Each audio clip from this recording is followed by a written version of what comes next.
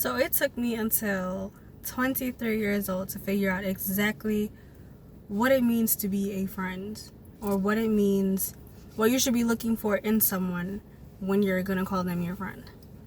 I think it took me having an actual person be a really good friend to me for me to figure it out. And also me going on this journey of being my own person and figuring out my own business and trying to become a life coach and becoming an author. And when you are trying to do things that are different from the path that other people are doing, like I did not finish college, I do not have a college degree, I have a certification, but I don't have a college degree. I'm not going to get my master's or anything like that.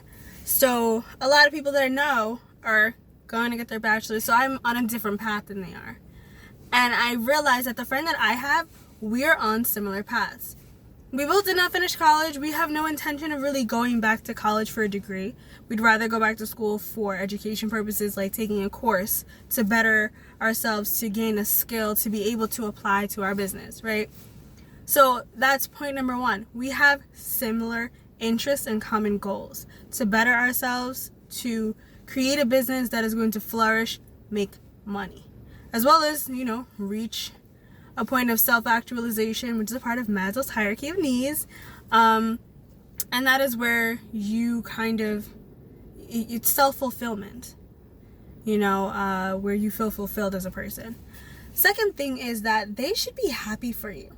If your friend cannot be happy for you, even when they're doing better than you are, they can't sit there and celebrate you and be there with you in moments of, yes, hoorah, my friend, yes. If they can't do that, they're not your friend.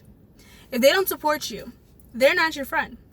And I'm talking on small levels as well as big levels. I'm not talking about them being there for the big parties of, yes, I got a promotion. I'm talking about, do they like your posts? I'm talking about, are they, when you have 1-2 people liking your pictures, are they one of them? And I'm not talking about the ones where you're busting your ass all the place. I'm talking about the ones that have to do with your actual goals in life. Do they like your posts? Do they watch your stories? Do they share your stuff? If they do not, they are not supportive. They are not your friends. I don't care what they say. They're not your friends. Now, do they post things or put things out there in the world that resonate with your soul? Do they inspire you? Do they put things up on their post or their story or on wherever social media, or even in life, in real life, that you can follow and subscribe to, that speak to you and what you're doing in life? Can they speak life into you? Have you ever had a conversation with them and afterwards you feel inspired? You feel like, oh my God, I could take this. Oh my goodness, you spoke to my soul and to my heart.